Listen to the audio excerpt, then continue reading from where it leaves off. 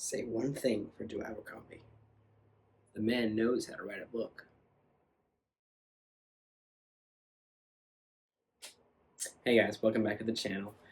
And today we're gonna be sort of doing what you might call a continuation of last week's video. I'm gonna continue to talk about Joe Abercrombie, specifically the whole of his First Law series, in a video I'm gonna call Why You Should Read. Now that's not exactly a new format. If you've been around BookTube at all, you'll have probably seen videos like this. And this is me taking my shot, giving it a see what I can do, and seeing if I can maybe sell you guys, if you haven't for some reason read the series yet, on these amazing books, which I love and so many others love. I'm not saying I'm going to be the best person to give you a sales pitch on this. There are so many better videos for it, and you may want to watch them as well. But if you don't want to stay, if you don't mind sticking around, I don't mind telling you what I think is so special about these books in particulars. Now, let us begin by talking about why you should read The First Law. First thing first, and this is the thing I think that the most people are going to talk about when they talk about Joe Abercrombie and The First Law. They're going to talk about his character work, and there are a lot of great authors who do character work. You got some of my favorites. You got Stephen King. You got Robin Hobb. You got Robert Jordan, Brandon Sanderson. You got great writers who know how to make characters that you will love and want to follow to the end of their journey. Joe Abercrombie does that, but with one little notable characteristic: they're terrible people. It's rare you find an Abercrombie character which you might actually consider a good person. I can't think of any off the top of my head right now. Maybe there is one, but for the most part, all the characters in this series are the worst. And I'm going to come back to this a lot, I'm sure, in the review in this video, but it's very much something that is unique, not to Abercrombie himself, because he is playing within the sandbox of the quote-unquote grimdark genre, and I'm not going to get it, again, like I said last video, I'm not going to get into what is grimdark and the genres, but I think most people will agree that First Law falls under that category. Even Joe Abercrombie himself. He's the one who christened himself Lord Grimdark on Twitter and other socials. But yeah, no, when we're talking about Joe Abercrombie, we have to talk about his characters. There are very few writers I think I've encountered who write characters who have such a unique voice, each and every one of them. I'm not saying there are not weaker characters amongst the cast of The First Law. There are, in the original trilogy, Pharaoh. Those who know who she is, they'll generally agree she's the weakest character of the main cast. But even then, it's still not enough to bring down the whole of the rest of the cast. It's a sort of series that, like, for the original First Law trilogy is such an all-timer for so many people because of how great that original cast is. And that's, I think, a reason so many people love so many series is because of characters. The characters are important to a lot of people. It's important to me. It's probably one of my biggest criteria. Like one of the main things I need to have fulfilled if you want me to love your book or your series. And Joe Abercrombie delivers on all fronts in this. And I'm going to come back to this a little bit when I talk about his writing ability and his voice as an author. But really, Joe Abercrombie has a way of writing his characters in such a way that you know who they are from the start of their chapter. They are all distinct in the way that they are written, and written with such a, I'm trying to think of the word here, vehemence? Is that? No, that's not right. But regardless, if you know what I'm trying to say, he is a powerful writer when he is trying to convey who his characters are. And by the end of the first book, you will know who they are. You will have a pretty good ground basis on which to grow to love them, no matter how bad people, the terrible people they are. And it's so memorable. I'm going to talk about a few of my favorites here. Let's talk about the original trilogy first. I'm gonna stick to the original trilogy just because I don't want to do any spoilers. I'm gonna stick to the main original cast. So Logan Ninefingers. Let's start with him.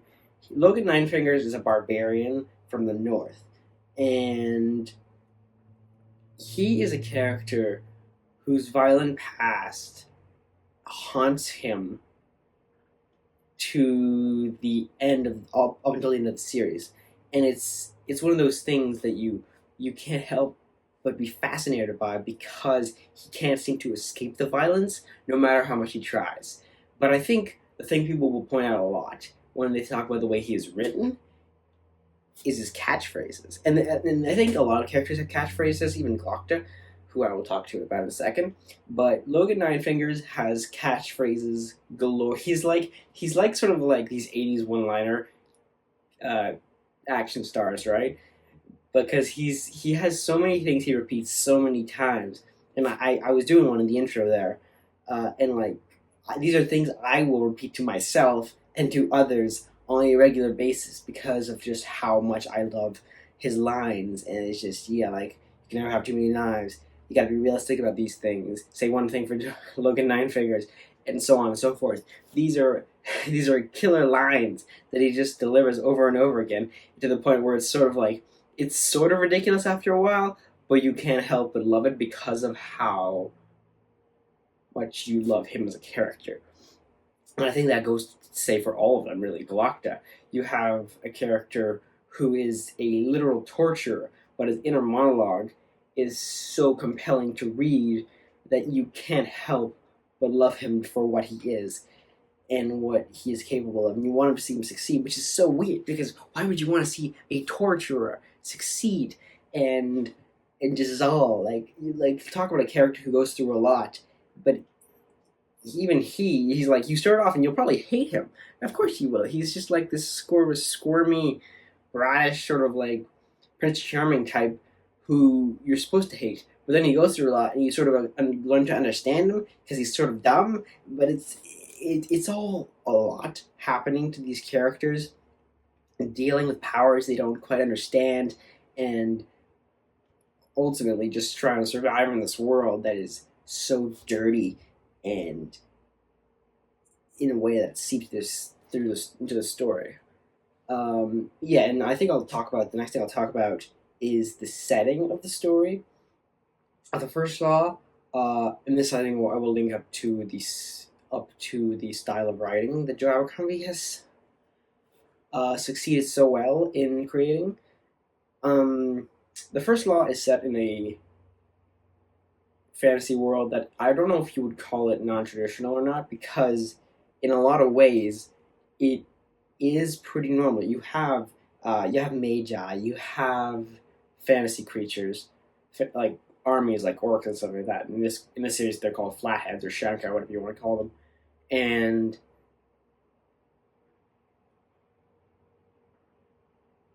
there's a lot of other things that are sort of repeated throughout the original series. You could sort of see as general subversions of tropes. And so I think that's a big part of the original First Law trilogy, is that it's very much about subverting fantasy tropes in this dark way. Not in the subtle way that George R. R. Martin does in Song of Fire, where he starts off pretty normal and then twist after twist after twist. And that's, I think, what makes Song of Ice and Fire so great. With this series, it sort of tells you what it is right from the get-go. It is not the world like the first chapter of the book is called, of the blade itself is called The End, and it's this sort of, because very much it feels like Abercrombie set out to subvert expectations when he was writing this series. And I think I'm going to start talking about his writing ability now, because that's something I really want to talk about. Joe Abercrombie is a phenomenal writer.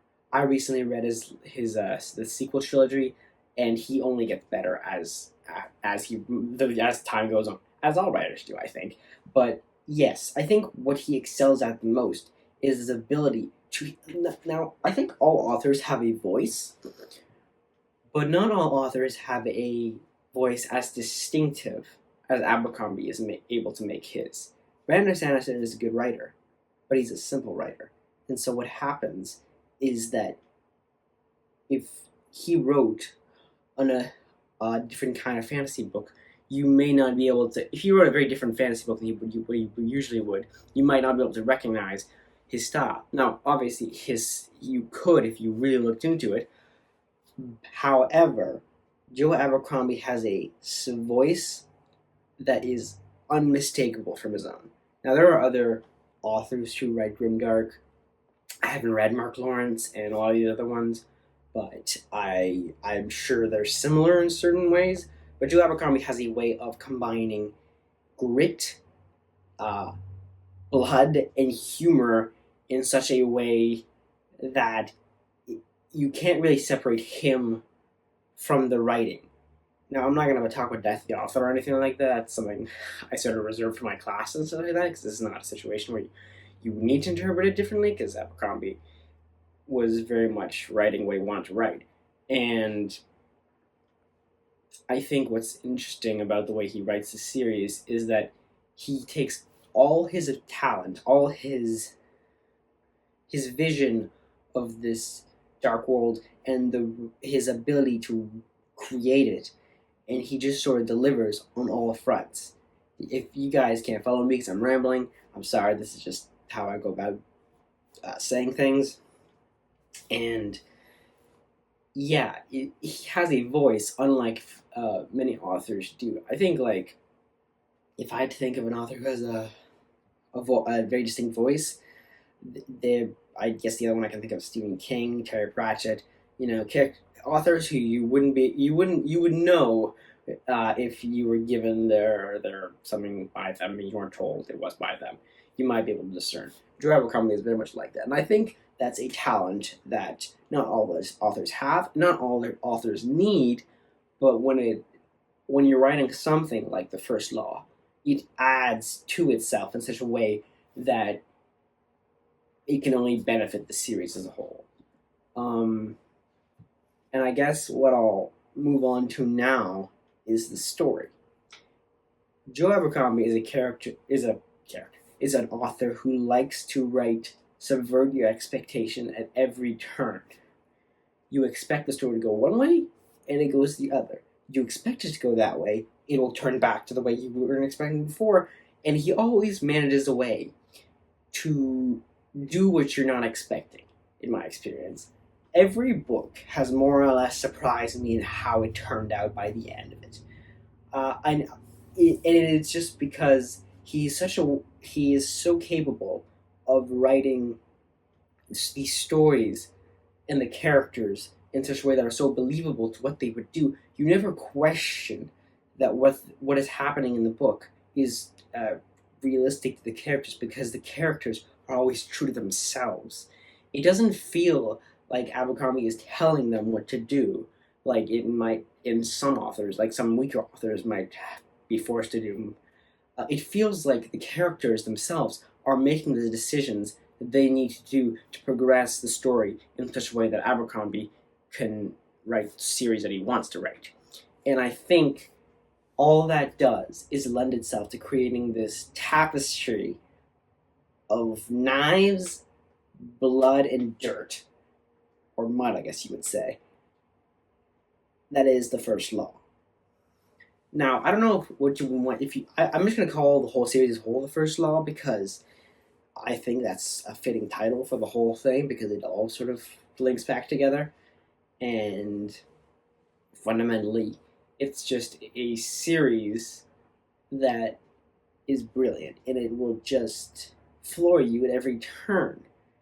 If you read, if you get to the end of a Abercrombie series or standalone, and you're not floored by it, then it is like, I can't say it's not going to be for you or not, but I would be very surprised if you weren't at least taken aback by the end, because it very much never goes where you're expecting to, because he will keep you on the edge of your seat till the last minute.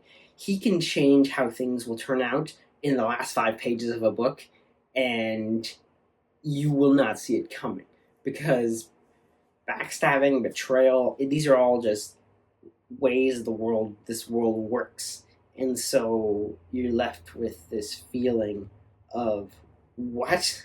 What just happened? You tell me I followed this character for 700 pages, and the next thing I know, he's dead. What the fuck? I didn't expect this. And it's hilarious, it's tragic, and it's beautiful. There are very few series I have read that really floor me. I think Red Rising is the other one, and there have been other series like Strong Night, Archives, at its best, and other writers who have surprised me. But I can't think of very few of many series in recent memory that have shocked me as much as The First Law has consistently. So in conclusion, guys, you should read The First Law. It's obviously going not to be for everyone, and if you're not into grimdark, that is of course gonna be a reason for you not to check it out. If you're sensitive to some of the darker subject matters, you might want to stay away. However, unlike a series like Malazan that really doesn't pull any punches ever, I would say Joe Abercrombie is pretty good at staying away from some of these topics that might be especially triggering or difficult for people to read. His world is dark and brutal, but it's not. It never feels like it's exploitative, and I think that's refreshing in a landscape of grimdark in which people are just seem to be doing darker and darker things, seemingly for shock value. And I think that's something that might drive people away from the genre as a whole, or the subgenre, or whatever you want to call it. Again, I'm not getting into what the genres are. But as a whole, yes, I think even if you are wary of grimdark, you might want to try Joe Abercrombie, because I think you will still like it, and it doesn't ever feel like it's actively out there to hurt you personally. Hey, that's just what I think. But ultimately, guys, I think you should read the series, at least give it a shot, and I guess that's it for the video, guys.